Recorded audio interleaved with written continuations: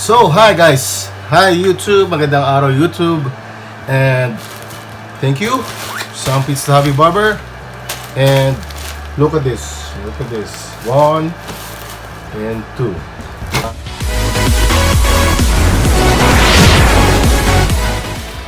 So, papasalamat muna ako sa first 500 subscribers na nag-subscribe sa akin at nagtitiwala.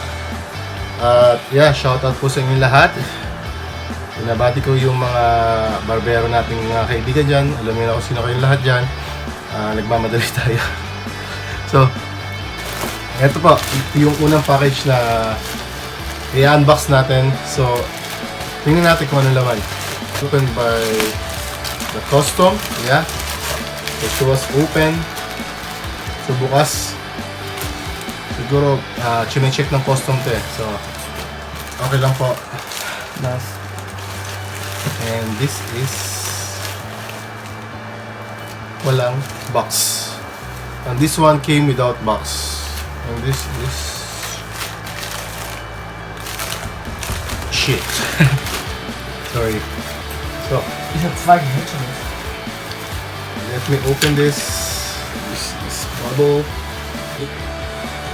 Wow. Wow, this is heavy. Look at this. Look at this bad boy here. This is all metal. And this is from VGR. So, marami pong seller online. They don't ship with box because of shipment fee or the weight of the package, so they ship without. So I hope this is working. So in the first place, so this is the VGR. It has a LED display here. May LED display. Come on. This is also metal din po to. The lever is metal. The switch toggle is metal here, and this one came with a paper blade. This one is a paper blade. So let me check the lever. So it locks every time. 1, 2, 3. 1, 2, 3. Okay. It has notches here. So naglalak po yan. Nagkiklik. So 1 click, 2 click, and 3 click. Fully open. So, let's try. Wow. 100%. This one is fully charged. This is really heavy. So let me. Wow. The motor is powerful. So, malakas yung motor niya. Ouch. This one comes with 1, 2, number 3, number 4, 4 guards. Blade protection cover. Okay, may cover po siya. And a charger. I think this one is kind of heavy duty, just like Magic Clip. So parang pares lang po ng Magic Clip yung charger niya. But it doesn't fit Magic Clip. So look at this. Okay. It looks like Magic Clip charger, but it doesn't fit on Magic Clip. So this one still includes manual and brush. So let me check.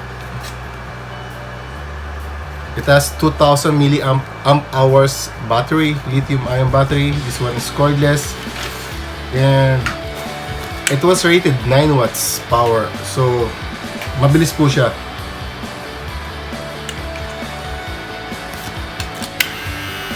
Wow, this is very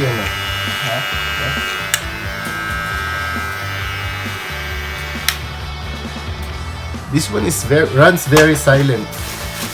Napakatining nung andar niya. So unang impression, masyadong tahimik. Here, This is the VGR 011, just like Kemei 2850, and this is the sound check of this clipper. And this is also VGR. It looks like Kemei 1919 or 1997, whatever model it is. And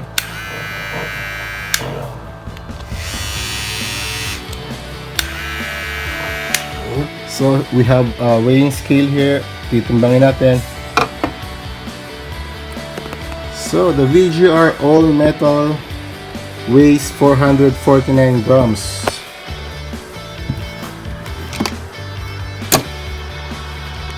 Magic Clip 293 double. VGR or Kemei 2850 318. Wow. Wmark NG 103 271. Still have one more Kemei 19 whatever, weighs 275. So we will check this again. 448, so twice the weight of Magic Clip. So this is really heavy. Wow. So it has an ergonomic design here for the grip, but absolutely this is very slippery. Josh, planter. Siguro lalagyan natin ng band or a grip para medyo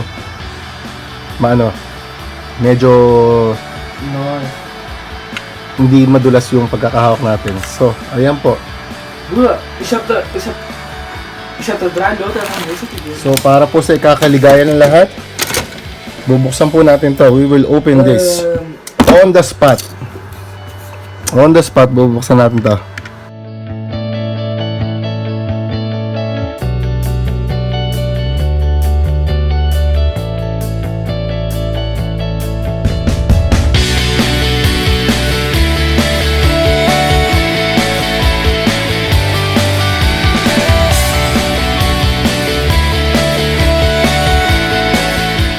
Let's open this.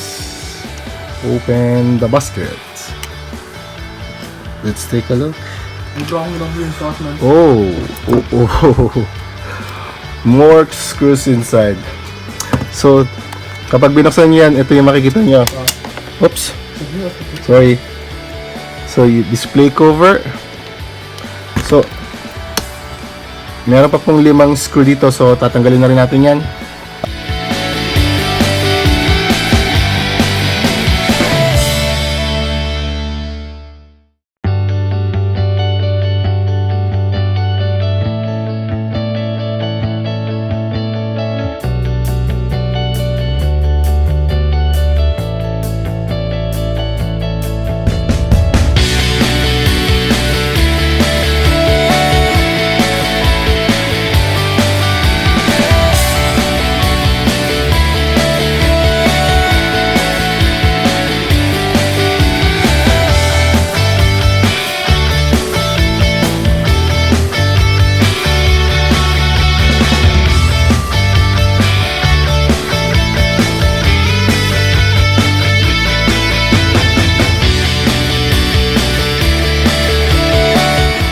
Open this slowly and bam. So this is the VGR. What model is this? This is the VGR All Metal.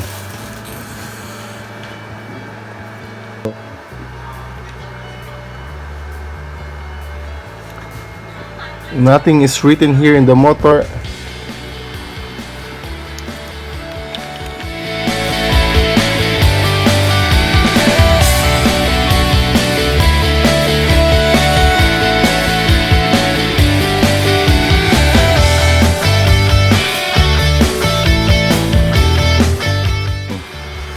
So this is the motor.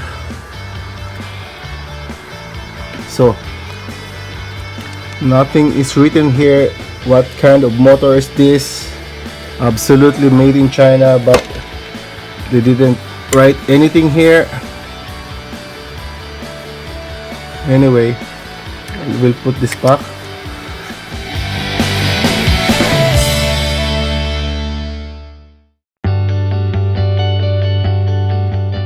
Ayan, nakabalik na.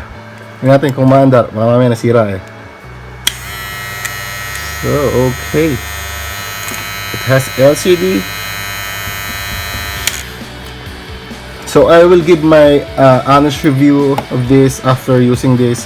So, hindi ko pa po nagagamit to. So, wala tayong gugupitan. So, maybe next week I will give my review here. This is just unboxing and disassembly. Then, papakita natin yung honest review natin dito.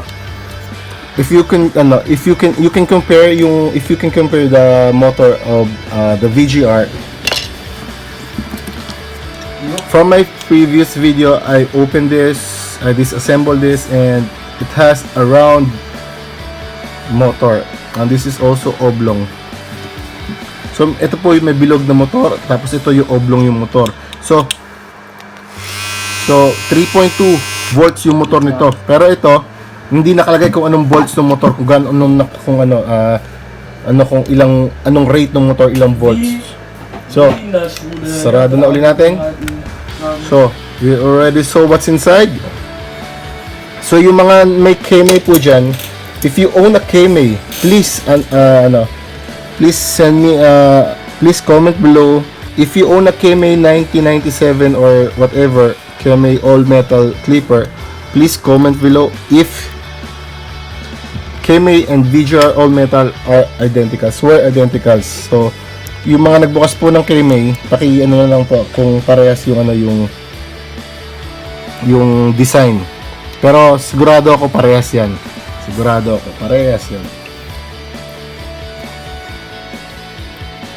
So, nakita na natin.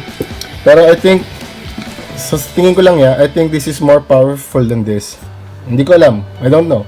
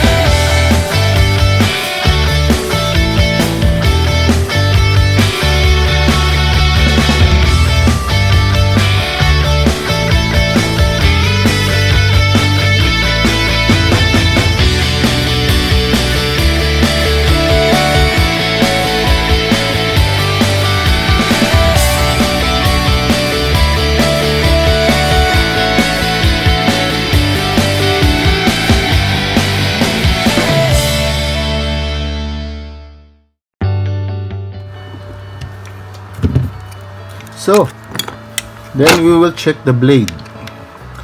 So, yung mga ganitong design, so look, we will compare this. So, look at the design of this clipper. It has no extension here, just like this one. But in compared to Wahl Magic Clip, it has an extension here. So, I'm assuming that this clipper,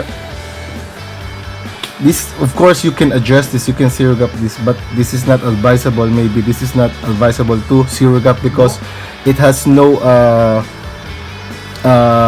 extension for the cutter blade. So, but we will check. Let's take a look. Tingnan natin. So yung check natin kung may kung yung yung cutter blade niya ay may gutter na dinadaanan. Kasi pagka ganun yung blade, alam ko nung nakita ko, sabi ko medyo na-disappoint ako. I was disappointed before. At first na nakita ko to, na-disappoint ako nung nakita ko to kasi nga walang extension yung niya dito sa may cutter blade niya. So malamang hindi maganda i-zero cap to kasi baka gumalaw yung blade eh. Pwede mong i-zero cap pero masyadong delikado kasi baka gumalaw yung blade.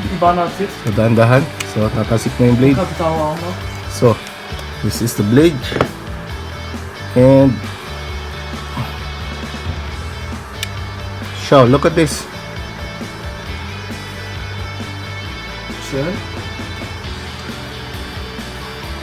So it has only spring that holds the cutter blade. So this is not advisable to zero gap. So hindi ko ina-advise i-zero gap tong ganito talaga. Siguro kasi ano eh, baka gumalaw eh. Kita nyo? Baka gumalaw. So nakakatakot. So siguro I'm not going to zero gap this ano na katulad in compared sa more magic clip. This is zero gap. So baka hindi ko i-zero gap to kasi masyadong delikado. Kasi ano kapag wala kasing ano yan, yung guide dito yung ano, guide yung cutting blade. So yung blade niya is magmo-move ng ganyan. So hindi in compare sa mga magic clip katulad niyan or this one. So look, this is the ano VGR. Yan yung mga ano na magandang i-zero gap. Ito kaparehas lang yung build nito eh. Ito hindi rin naka-zero gap kasi ganyan din yung ano style niyan eh. Kaya yung mga may yung may mga Kemei or kung ano mang meron kayong ganitong model, huwag niyo nang piliting i-zero gap dahil baka mamaya lumuag yung spring. Pag lumuag yung spring yan, gaganon na yung ano yan. Magwiwiggle na yung cutter blade niya. So, ayan po. Nakita na natin yung kabuuan ng ano. Sure.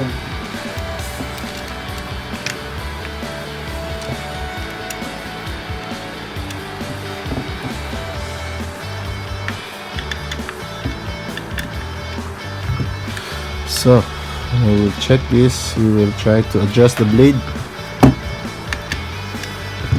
Adjust natin yung blade. So this is close.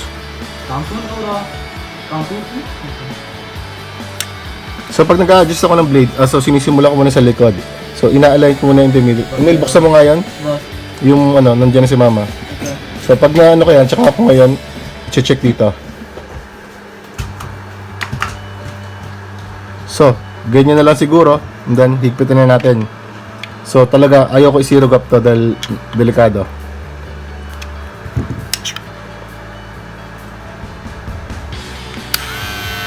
Pero sobrang tahimik nito. Sobrang tahimik. Parang sobrang smooth ng dating. Pero hindi siya kasi nilakas ng Kemei 2850 or ng VGR 001. Kunstlich von dem Viewfensterling.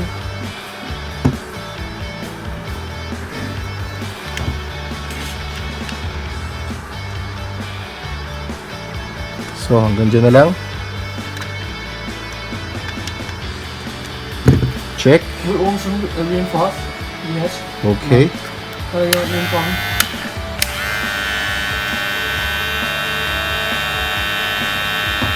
So, hindi siya nagano. So, ayan. Ito na siguro yung pinaka ano ko dyan. Adjustment ko. And then, Emil, yung pinto pa doon. Station off.